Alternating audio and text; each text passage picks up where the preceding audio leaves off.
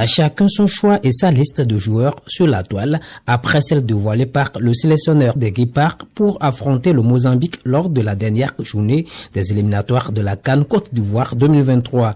Des internautes relèvent la contre-performance de certains joueurs en club et se demandent l'opportunité de les appeler en sélection nationale. C'est la fin qui justifie les moyens. Ne nous sortez pas des excuses après. Donnez-nous des résultats. Les matchs décisifs sont souvent des cauchemars pour le Bénin. Espérons que pour cette fois-ci, on va gagner. D'autres invitent à taire les critiques. Ils souhaitent que les Béninois soutiennent plutôt l'équipe nationale. L'entraîneur est le seul maître qui connaît bien ses élèves. S'il vous plaît, union de prière pour la victoire de notre équipe nationale. C'est un match de revanche et de qualification à la CAN 2023, rappellent de nombreux Béninois. L'autre polémique de la semaine est le prétendu grave problème de sécurité sur les documents délivrés au Bénin par l'Agence nationale d'identification des personnes ANIP.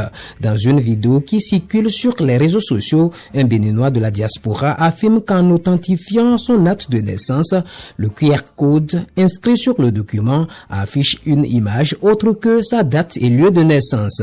La lettre a suscité des réactions sur Facebook et Insta en passant par LinkedIn. Le problème est que le citoyen qui utilise ce acte pour des formalités étrangères peut être suspecté d'utilisation de faux documents ou de trafic. J'ai été victime de cette authentification par QR code à la mairie de ma résidence pendant plus d'1 an.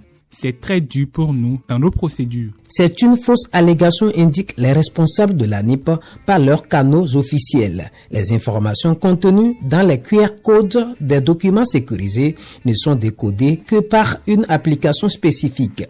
Sur la question d'obtention du code d'ouverture des documents demandés en ligne, il est indispensable de disposer d'un numéro de téléphone rattaché à votre numéro personnel et d'identification avant de pouvoir bénéficier des services en ligne. Si tel n'est pas le cas, il est impératif de se rapprocher des agents de l'agence pour actualiser son contact téléphonique avant la demande.